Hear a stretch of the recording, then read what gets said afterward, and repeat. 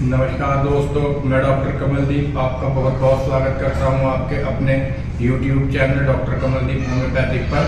दोस्तों, आज हम बात करेंगे डीफनेस और हेयरिंग लॉस के बारे में, मतलब बहरापन और कम सुनाई देना।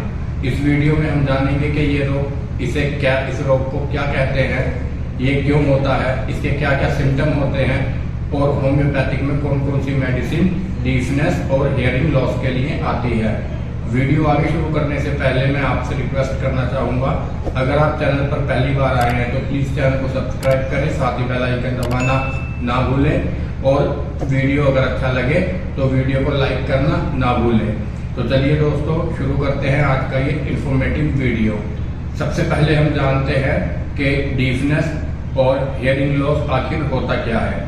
दोस्तों, अगर किसी के जोर से बोलने पर भी अगर सुनाई देने में किसी भी तरह की परेशानी हो रही है तो ये बहरापन या फिर कम सुनाई देने के संकेत हो सकते हैं।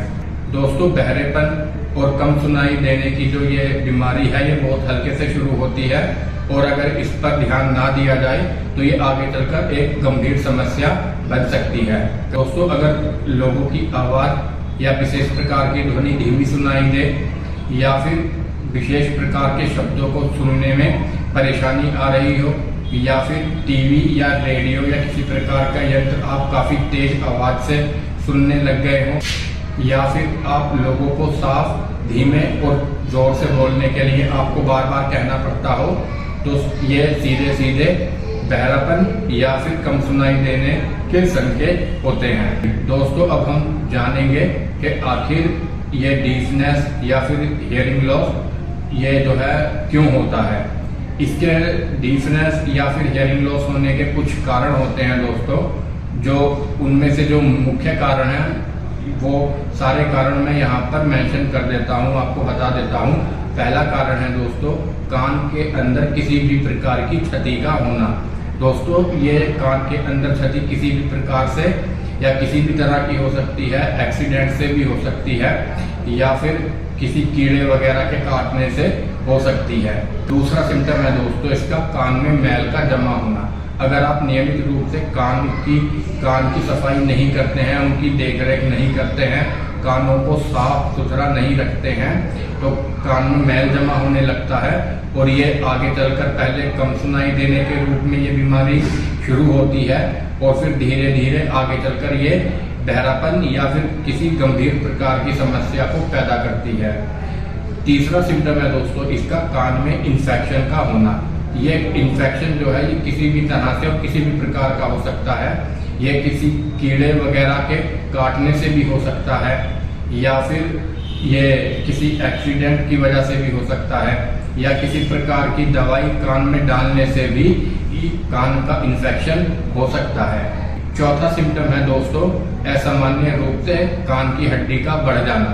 अगर कान की हड्डी असामान्य रूप से यानी कि जो जितनी कान की हड्डी होनी चाहिए उतनी ना होकर के उससे अधिक हो गई है, मतलब कान की हड्डी बढ़ गई है, तो इसकी वजह से आपको या तो कम सुनाई देने की समस्या सामने आ सकती है या फिर आप बहरेपन का शिकार हो सकते हैं। पांचवा सिम्टम है दोस्तों इसका, कान में ट्यूमर होना।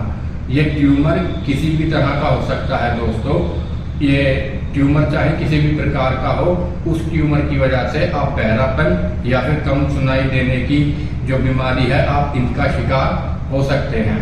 छठा सिम्टम है दोस्तों, कान के पर्दे में छेद होना। कान के पर्दे में छेद होने की वजह से ये छेद छोटा भी हो सकता है, काफी बड़ा भी। ये जो है जो लोग बिना सावधानी के कान में माचिस की तिल्ली या कुछ से कुछ मारते रहते हैं, कान साफ करते रहते हैं, इस तरह से बिना पूरी प्रोटेक्शन के कान में इस तरह से किसी भी चीज को नहीं लगाना चाहिए। अगर गलती से भी वो चीज आपके कान के पर्दे पर लग जाती है तो आपके कान का पर्दा खराब हो सकता है, उसमें छेद हो सकता है, क्योंकि कान का पर्दा बहुत ही ज्यादा नाजुक होता है। अगर किसी भी तरह से कान के पर्दे में छेद हो जाता है तो आप बहरेपन के या फिर कम सुनाई देने वाली बीमारी के शिकार हो सकते हैं। सातवां सिम्टम है दोस्तों इसका कि किसी भी प्रकार के एक्सीडेंट होने पर कान में चोट लगना।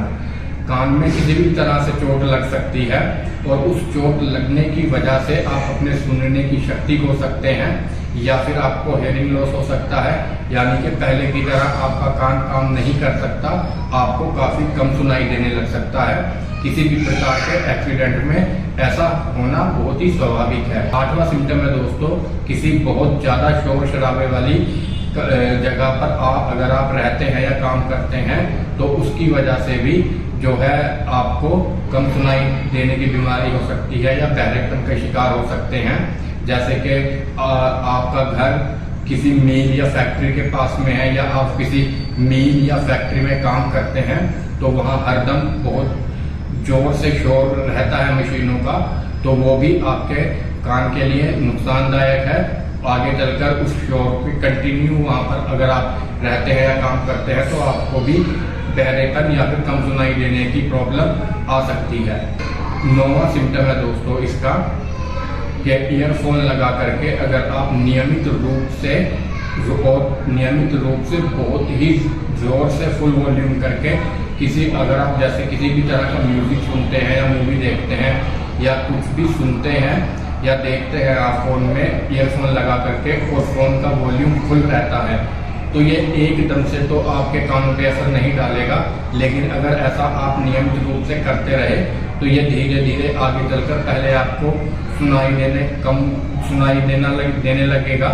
और अगर आप तब भी नियमित रूप से ईयरफोन का यूज करते रहे फुल वॉल्यूम पे तो आप बहरेपन के भी शिकार हो सकते हैं। 10वां और आखिरी जो कान के में बहरापन और कम सुनाई देने की जो बीमारी है ये बढ़ती उम्र के साथ भी हो सकती है। अब हम बढ़ते हैं दोस्तों मेडिसिन की तरफ कि आखिर कौन कौन सी मेडिसिन होम्योपैथिक में डीफनेस और हियरिंग लॉस के लिए आती है। पहली मेडिसिन है दोस्तों कालीम्यूर, ये हमें 30 पोटेंशियल में लेनी है। ये जो दवाई है ये बहुत ही कंपलसरी और बहुत ही असरदार दवाई है बहरेपन और कम सुनाई देने की। आपके कान की नसें किसी भी प्रकार से बंद हुई हो या किसी भी कारण से आपको बहरापन या फिर कम सुनाई देता हो तो ये उन लोगों के लिए बहुत ही असरदार मेडिसिन है। ये बहुत ही कंपलसरी है, ये हर तरह के डीफनेस और हियरिंग लॉस में काम करती है। इसे दिन में इसकी जो डोज है वो दिन में 3 बार लेनी है। ये 5-5 बूंदे डायरेक्ट टंग पर आप खाने से 15 से 20 मिनट पहले या 15 से 20 मिनट पहले या 15-20 मिनट के बाद ले सकते हैं खाना खाने के। दूसरी जो मेडिसिन है दोस्तों वो है कलकेरिया कार, ये भी 30 पोटेंशियल में लेनी है। बेसिकली दोस्तों इसके जो सिम्टम है ये बच्चों के लिए आती है। अगर बच्चों में डीफनेस या हियरिंग लॉस की प्रॉब्लम है तो ये बच्चों के लिए बहुत ही असरदार दवाई होती है कलकेरिया कार 30। डोज इसकी भी सेम है दोस्तों, 5-5 बूंदे दिन में 3 बार खाने से 15 से 20 मिनट पहले या बाद में। तीसरी मेडिसिन है दोस्तों मैग्नीशिया कार, ये 200 पावर में लेनी है।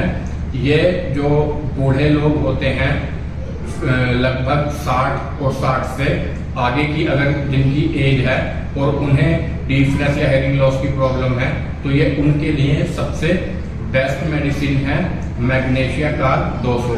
ये दिन में केवल 1 बार लेनी है, मॉर्निंग में 5 बूंदे डायरेक्ट टंग पर खाना खाने से 15 से 20 मिनट पहले लेनी है। चौथी मेडिसिन है दोस्तों चिनिमम सल्फ, ये 30 में लेनी है। अगर किसी एक्सीडेंट की वजह से आपको बहरापन या कम सुनाई देने की प्रॉब्लम हो गई है तो चिनिमम सल्फ 30 पोटेंशियल में ये आपके लिए सबसे बेस्ट मेडिसिन रहेगी।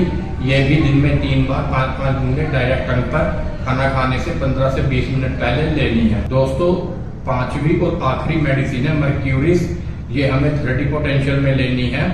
ये जो मेडिसिन है ये पुराने बहरेपन या कम सुनाई देने की बीमारी के लिए सबसे बेस्ट मेडिसिन मानी जाती है। इसका रिजल्ट बहुत असरदार होता है। ये दिन में 3 बार खाना खाने से 15 से 20 मिनट पहले लेनी है। दोस्तों ये 5 मेडिसिन मैंने जो आपको बताई हैं, अगर इन 5 में से आपके सिम्टम 2 से भी मैच करते हैं तो आप दोनों को एक साथ चला सकते हैं। एक मेडिसिन खाना खाने से 15 से 20 मिनट पहले और एक मेडिसिन खाना खाने के 15 से 20 मिनट के बाद लेनी है। दोस्तों अब बात करें अगर ड्यूरेशन की तो ये डिपेंड करता है कि ये प्रॉब्लम आपको कब से है। अगर ये प्रॉब्लम आपको नहीं लगी है 3-4-6 महीने से, तो आपको ये मेडिसिन कंटिन्यू कम से कम 3 महीने तक लेनी पड़ेगी। और अगर ये रोग आपका काफी पुराना हो चुका है, साल 2 साल का, तो हो सकता है ये मेडिसिन आपको 6 महीने तक लेनी पड़े। लेकिन अगर आपको ये प्रॉब्लम है और आप ये मेडिसिन यूज करते हैं, तो आपको अपने बहरेपन और कम सुनाई देने की बीमारी से हमेशा के लिए छुटकारा मिल जाएगा। दोस्तों, ये था आज का इंफॉर्मेटिव वीडियो कैसा लगा कमेंट सेक्शन में जरूर बताइएगा। और नेक्स्ट वीडियो आप किस टॉपिक पर चाहते हैं वो भी बताइएगा। जिस टॉपिक पर सबसे ज़्यादा कमेंट रहेंगे, नेक्स्ट वीडियो हम उसी पर बनाएंगे। तो चलिए दोस्तों, मिलते हैं नए वीडियो में। तब तक के लिए जय हिंद, जय भारत, वंदे मातरम।